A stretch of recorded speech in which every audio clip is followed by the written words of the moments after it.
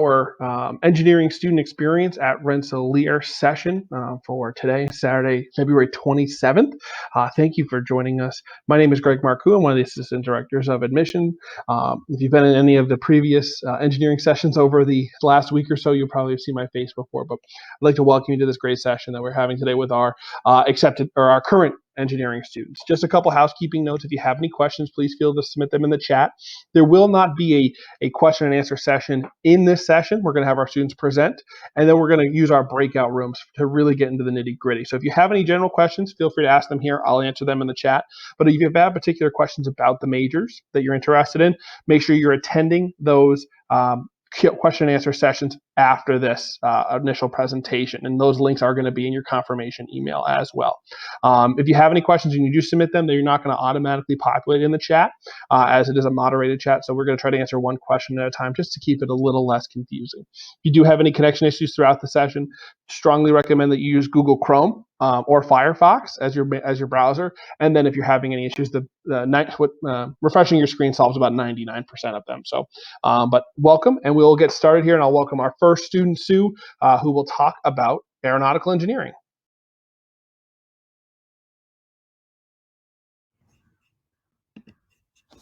Hey everyone, my name's Sue Cho and I'm a senior at RPI studying aeronautical engineering, and I'm really excited to talk to you guys today about aero and my time at RPI. So let's get into it. Why aero? I was drawn to aeronautical engineering because it's a field that collaborates engineering with nature, working with it rather than against it. So if you've ever put your hand outside a car when you're driving, you can feel the wind move around your hand as you glide and fly through it. There's a relationship that aeros have with nature. We abide by its rules, and in turn, it allows us to create, innovate, and fly.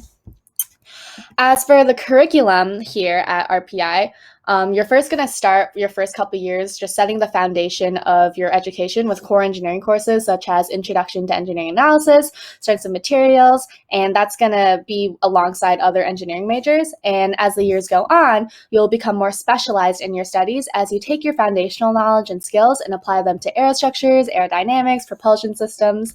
And these courses will allow you to look at planes, airfoils, rockets in a whole new perspective, appreciating the systems level thinking, the intricacies, and the factors of safety in place that lets us soar through the skies. Beyond the curriculum, I'm currently doing research at RPI's Center for Flow Physics and Control to develop a way to control the airplane without its vertical tail, as this would mitigate weight as well as radar detection. Beyond RPI, I've taken an internship at RTX, an internship and co-op at Boeing, which leads me to my final but most important draw to aero, the people. The people in this industry are incredibly passionate about their field, but more importantly, they're all open and willing to collaborate with you. They want to work with you. They want to work with you to create and innovate together. And I've made friends at internships that I'm going to carry with me through the rest of my career. But more importantly, the ones that I've made at RPI are those who have shaped me to who I am, and I'm going to carry with them for the rest of my life. And thank you so much for your time today. Please feel free to reach out to me with any questions, LinkedIn, email, just shoot me anything if you need something. Thanks, guys.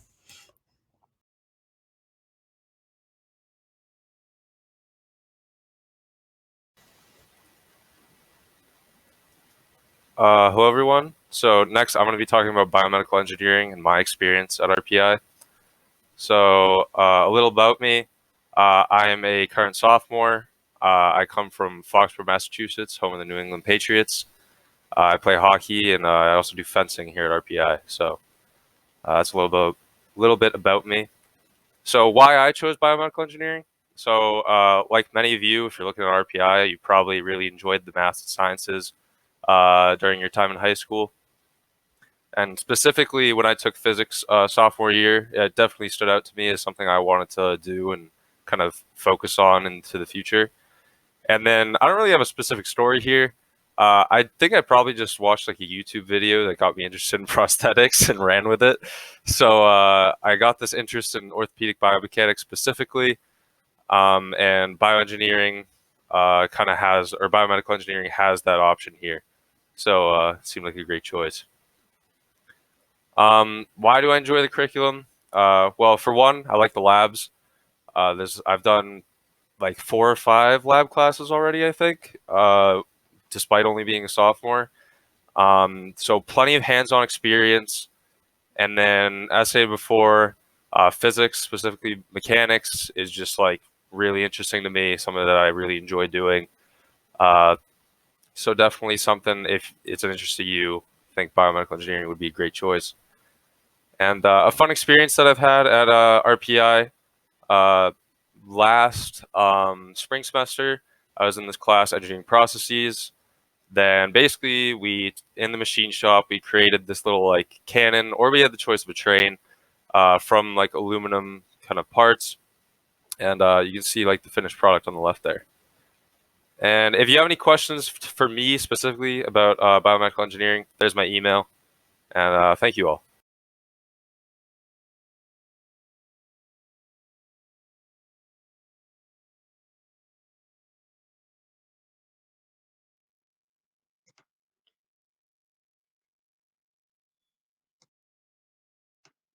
All right, hi everyone. My name is Jake. I'm a junior chemical engineering major here at RPI, and I'm going to talk to you a little bit about chemical engineering. So one of the reasons I chose chemical engineering is I always have enjoyed math and science, and I've been good at that. And I really liked chemistry in high school. And so I just thought, well, I want to apply that to something. And I knew that engineering was basically just, taking math and science and doing something with it was kind of what I had in mind. And I've always been interested in renewable energy. So for me, that was kind of the one thing that I was interested in that pushed me to do what I'm doing. But it turns out that chemical engineering has been a lot more fun and interesting than even I could have thought it was going to be.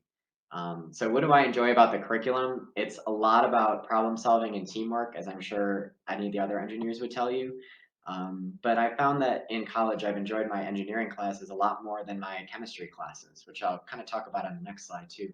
Um, but there's a certain aspect to engineering that's a lot more than just chemistry and just the basics of the math and science that you're learning. And another great thing about here at RPI is there's plenty of opportunity to take a wide variety of electives based on what you're interested in.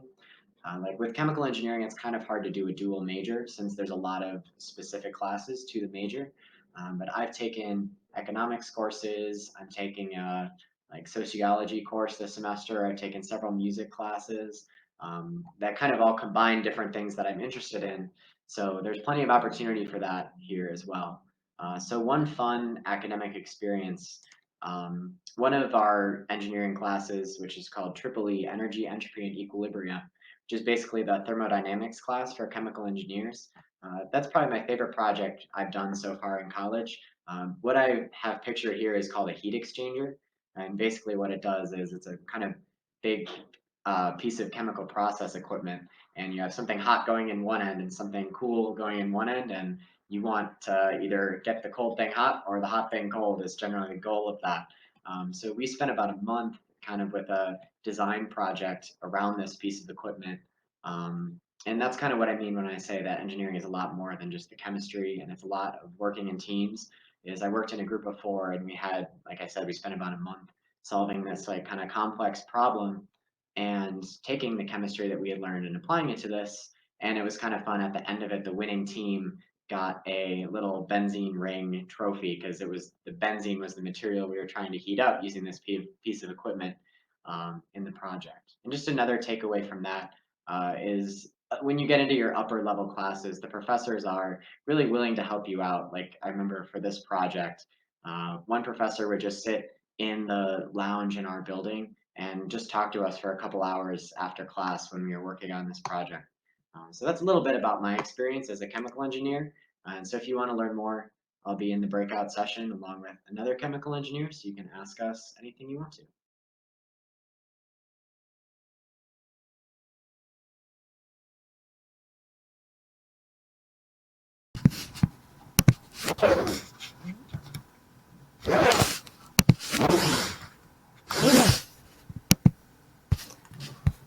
Hello, everyone. My name is Cheyenne Bowen, and I am a senior studying civil engineering here at RPI.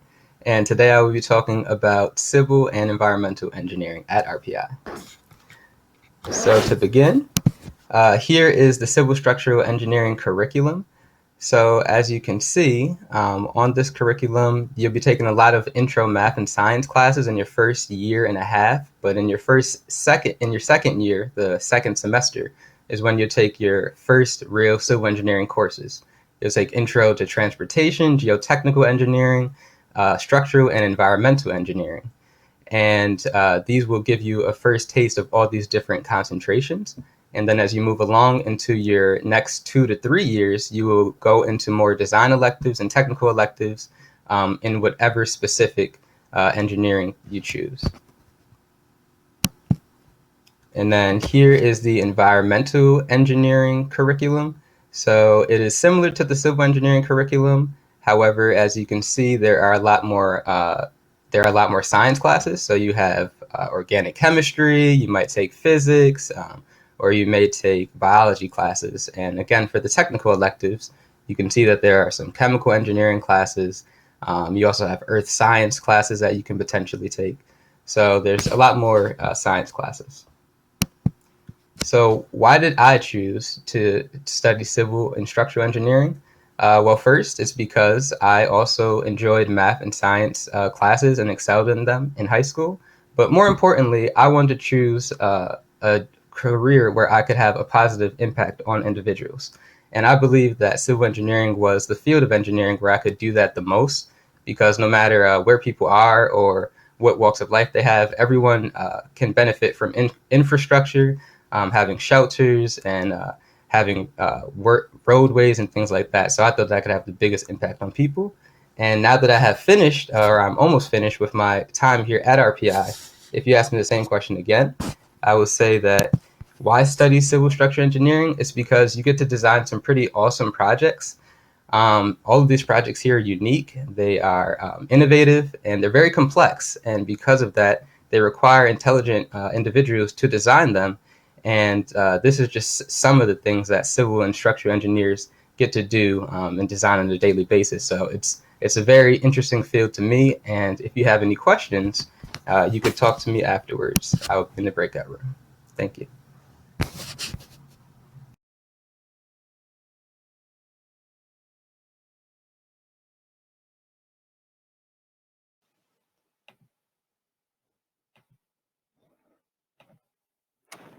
Hi everyone, my name is Emmanuel Sylvester, and today I'm going to be talking about electrical and computer systems engineering at RPI. So a little bit about myself. I'm a senior electrical and computer systems engineering major. That's a dual major. I'm originally from Kingston, Jamaica. And you might be asking, why did I choose electrical and computer systems engineering? Well, beyond liking math and science, as a kid, I always was interested in computers and technology in general. So I always found myself watching, YouTube videos about new phones and new technology coming out. And when I was going into college, I realized, I really want to learn more about how computers work and what we can use them for. So that kind of made it an easy decision for me to do electrical and computer systems engineering. At RPI, electrical and computer systems engineering are actually two different majors under the same department, but I decided to do a dual major where you have the option to do both. What I really like about ECSE at RPI is that, one, you get a lot of flexibility in what you want to do. So, ECSE, there's a wide variety of different things you can look into, and they give you the flexibility to choose what you want to do. After you do those core classes to get the basics, you can really use your electives to specialize, do some really interesting stuff. While I've been at RPI, I think overall I've really enjoyed most of my classes. They're usually in ECSE, you tend to have a lot of hands-on classes, doing a lot of hardware and learning a lot more about computers. And the one that I really liked the most was my embedded hardware classes, where we got to program a smart car, which I have a picture up there, where you got to program a smart car that follows a line and drives around and does really a lot of cool different things. And in my final semester, I'm doing an Internet of Things class. And if you don't know what Internet of Things are, those are smart enabled devices. So your smartwatches, your Alexas, your Google Homes, and we're learning more about how those work. And I'll have the opportunity to build one for myself. So if you have any questions, definitely check out the ECSE session, where they'll definitely go more in depth about the ECSE curriculum. Thank you, and I hope you have a good day.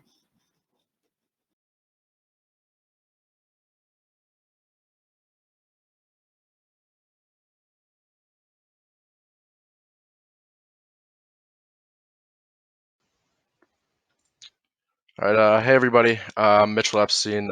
Congrats on being accepted into RPI. It's awesome. It's a really great academic school. A lot of great opportunities here, a lot of great majors. But I'm here to represent industrial and management engineering. I'm not sure if a lot of you are familiar with industrial engineering. I think when I came into RPI, there was only about 8 of us in my class freshman year, but it really grows as you kind of go through your time here at RPI. So like I said, we started with about 8 kids my freshman year, and now that it's my senior year, there's about like 65 kids in the program. So it really grows. A lot of IME, it focuses on like operations management, data science, statistics. My personal interest is in supply chain, so I'm going into supply chain after graduation, which I think is like a really relevant field now. We all saw like during the pandemic when a lot of us weren't able to get toilet paper. That's a supply chain issue. So I think they're as relevant as ever, and there's a lot of problems to be solved and like systems to be optimized. So that's a lot what IME focuses on. So why did I personally choose IME? Just first, why did I choose engineering? My favorite courses in high school were calculus and physics.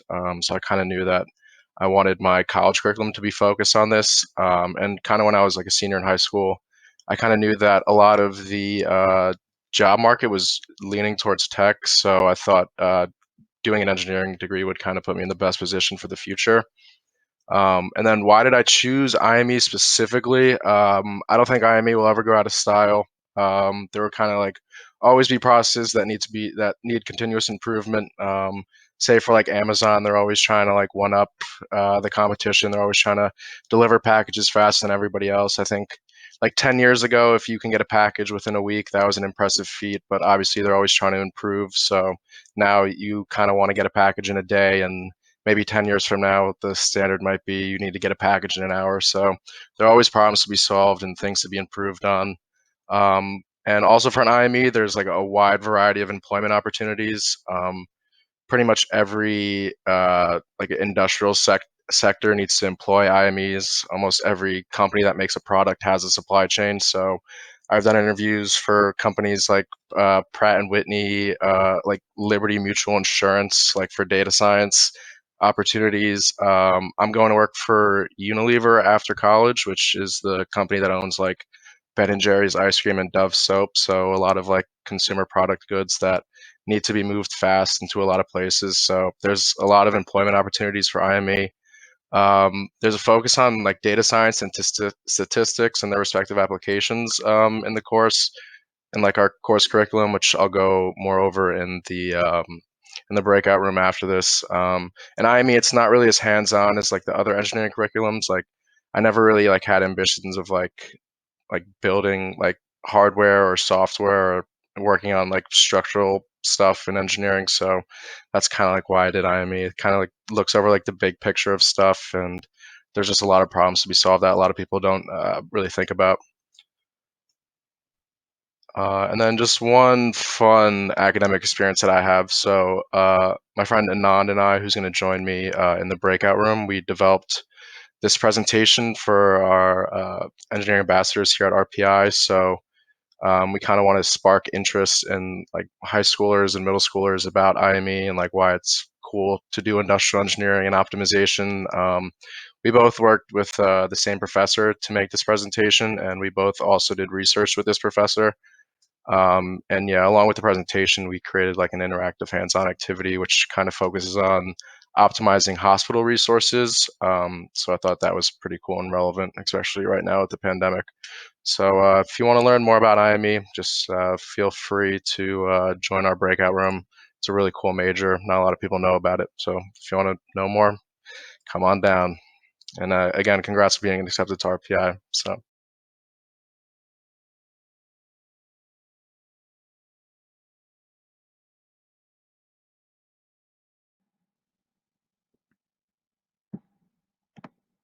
Hello, everybody. My name is Aiden. I'm a junior at RPI, and today I'm going to tell you about my major, which is materials engineering.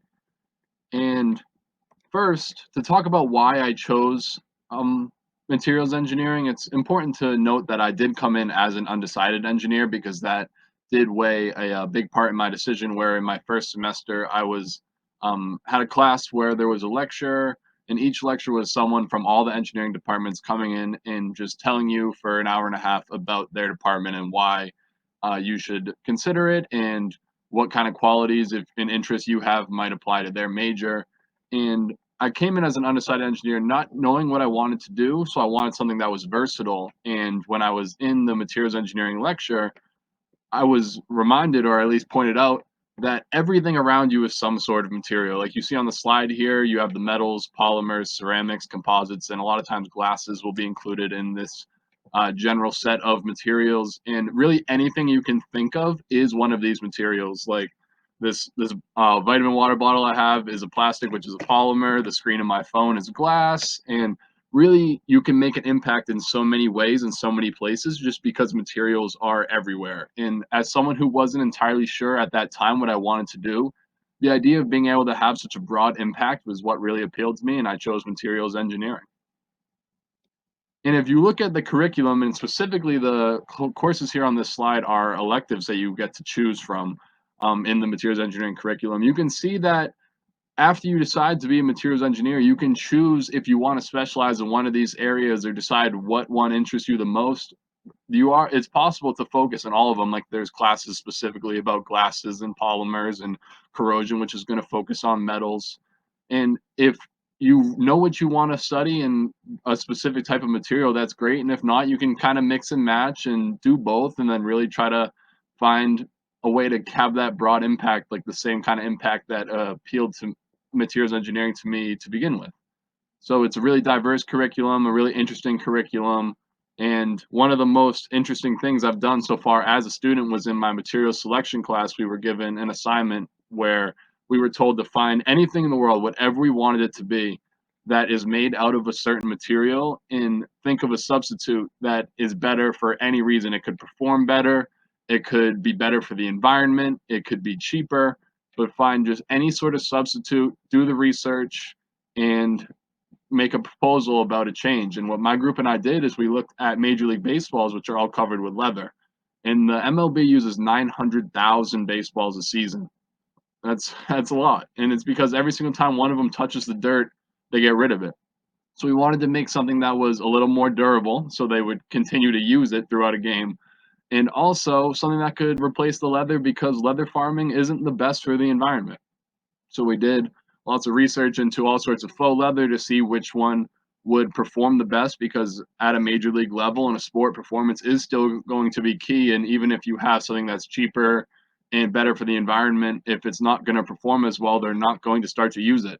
So we did all this research into faux leathers and eventually came together with a proposal that had a few types of faux leather that we said warrant more testing and a deeper look. And it was a very interesting project. And if you have any questions about materials engineering, I look forward to being able to answer any of them in our breakout room, and I'll see you there later.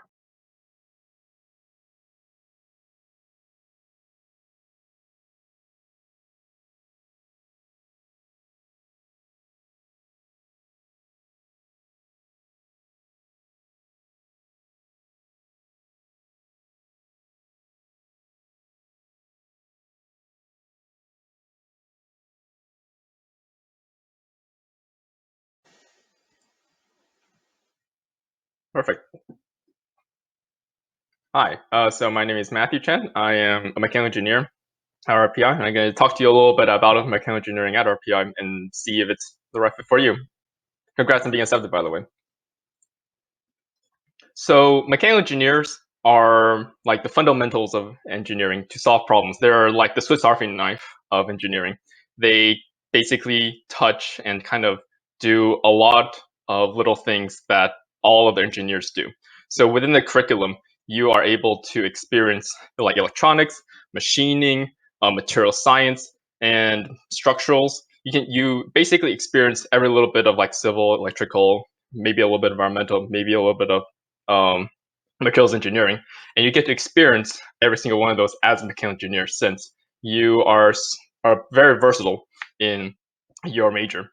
So here's our couple pictures of like some classes I took. So the top left corner is my circuits class. So as a mechanical engineer, you have to take a circuits class because you have to understand how a circuit can integrate into a wider system. So you have to take class, and then To the right, there is a crystal that grew in a material science class that I took. And also, there's a cannon that I machined out in one of our machine shop classes that all mechanical engineers take. With mechanical engineering, you can also join many organizations such as ASME, the Association for Mechanical Engineers, or SACE, which is more of like the agent scientists for engineers. And then with these things, you can go to conferences, network with people, and also get certifications in mechanical engineering. And since mechanical engineers have such a diverse skill set, they can be basically thrown into almost anything. So here's like 3 clubs on campus. So the top one is the Forge, which is an additive manufacturing lab on campus, which is like a makerspace, if you know what that means. And so we have plethora like 26 3D printers, a laser cutter, vinyl cutter, soldering station. So basically you can make anything. And as a mechanical engineer, you'll take some classes that involve design work and prototype work, in which you have to make a prototype to present to your professor or to the class. And then so you'll use the 3D printers and laser cutters to make your prototypes. For Formal SAE, if you guys know about this, is they design a car from the ground up and then they race it against other colleges. And for RPI DBF, they design a plane and they fly over to Tucson every year, and then they compete with other colleges with their design planes. And mechanical engineers are able to work with both of these groups pretty intensely in the design process, the manufacturing process, the testing process, and all along the way. And here's a couple things that that I've made at RPI. So on the left, we have a completely 3D printed engine that spins.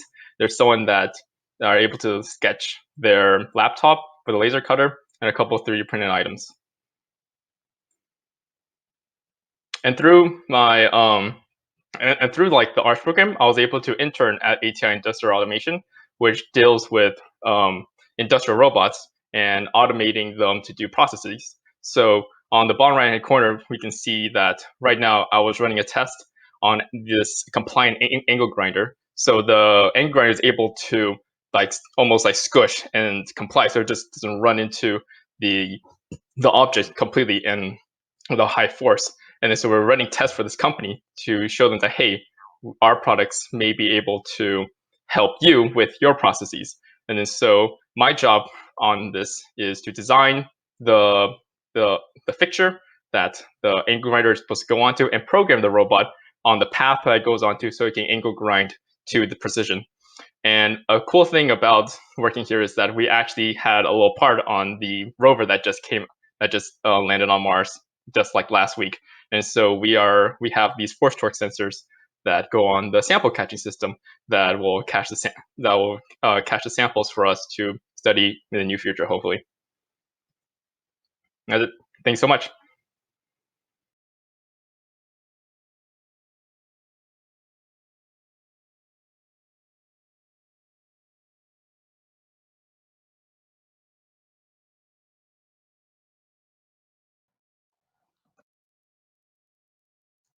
So, hello everybody. My name is Lauren and I am here for nuclear engineering.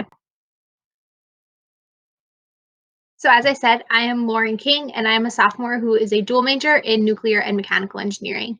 So I know some other people touched on this before, but typically within your sub-department, if you do choose to do a dual major, it is a little bit easier. So nuclear engineering is a part of MAIN, which is mechanical, aeronautics, and nuclear engineering. So that way it was quite easy for me to add mechanical engineering as a second major for me. So you're probably wondering why I chose nuclear and mechanical engineering. So I know these pictures don't look like they have anything in common, but for me they do. So I decided I wanted to be an engineer when I was about 5 years old. My grandparents lived near a nuclear power plant, and I used to go visit them very, very often. And I was always just so fascinated by it. I thought it was the coolest thing I'd ever seen. So I really wanted to learn about the science that was going on, but obviously at 5 years old, couldn't really understand it or anything like that. But I kept that passion throughout, obviously up to today. And then for roasting marshmallows, it was when I kind of realized that maybe engineering was where I wanted to go as opposed to hard science. I was a little bit older and I made this little like structure so that I could roast my marshmallows without having to hold it perfectly above the fire. And I think then when people were like, wow, I think you should pursue engineering, I was like, you know what, maybe I can. And look, here I am today. So what interested me about nuclear engineering and mechanical engineering is that there's just so much that you can do with it. So like I said, nuclear power plants were something I was interested in when I was younger. Today, not so much, but that's okay. There's such a vast amount of information that you learn and so many different directions you can take what you learn and apply it to the real world. And then one particular fun academic experience I've had, last spring, I was able to be in my very first real nuclear engineering class. It was called Fundamentals of Nuclear Engineering. And it was such a great experience to really start to learn those basics of the science that I'm going to build on throughout the rest of my college career, but also to have those great professors who are really, really interested in what they're doing and want to share it with all of you. So thank you all so much. I think I'm the last person for this general session, so I think I'm going to pass it back to Greg. But thank you all so much for coming, and I will see you in the nuclear engineering breakout room. Thank you, Lauren. Yeah, you guys moved much faster than I thought you would, which is fantastic. So now we have some time